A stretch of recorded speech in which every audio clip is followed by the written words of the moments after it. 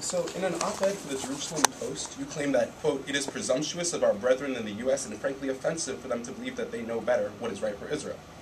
On that, we're in agreement. However, in a 2006 publication for the Jerusalem Center, you seem to think that you know better what is right for Palestinians, chiding the results of their democratic election.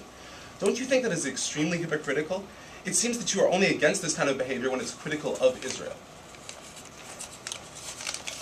Yeah. Just to kind of follow up, there was an article that you put out in the Jerusalem Post in 2008 where you likened the invasion of the Iraq War with the realization of a biblical prophecy. I think it was the act of one of the great deliverers of the Jewish people, because Saddam could at one point have attacked Israel, right?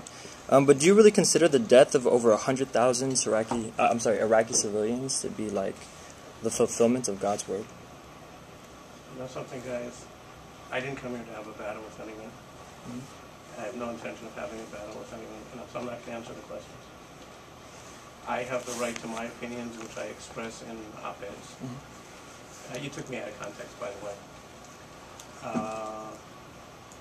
You all have the right to your opinions. They are fully legitimate. And outside of the classroom, if you want to have a talk in office hours, I will be more than happy to do so. In the classroom, I don't intend to get into a political debate with anyone.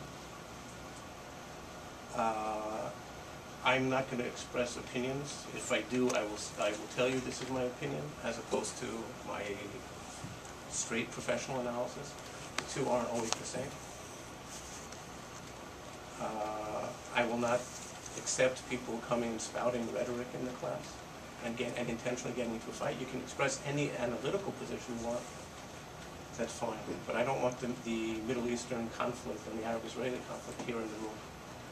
So if anybody wants to get into that, that's not what this is about, and I won't participate in that. I think it's unfortunate that you both chose to start the class that way, just to start the semester that way. And let's just forget about it and let's start all over, because that's not what this is about.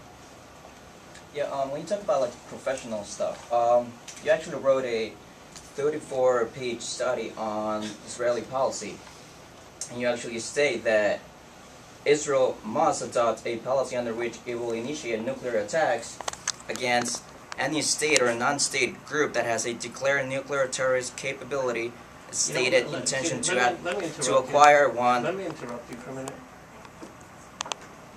Did you listen to my response to the previous two speakers? I did, and we're talking about like professional stuff, and you actually wrote, you wrote this article professionally. Is that today the topic of today's lecture? Yeah, because I'm thinking excuse me, is that the topic of today's lecture? It is, because I don't want to take a class where an individual is actually biased, it's pro-Israel, and it's actually it's actually on the side of an apartheid state. Sir, that is not the subject of today's class. It is, because if you intend to teach a class on Middle Eastern studies, right, you're going to have a biased view. And the bias view is basically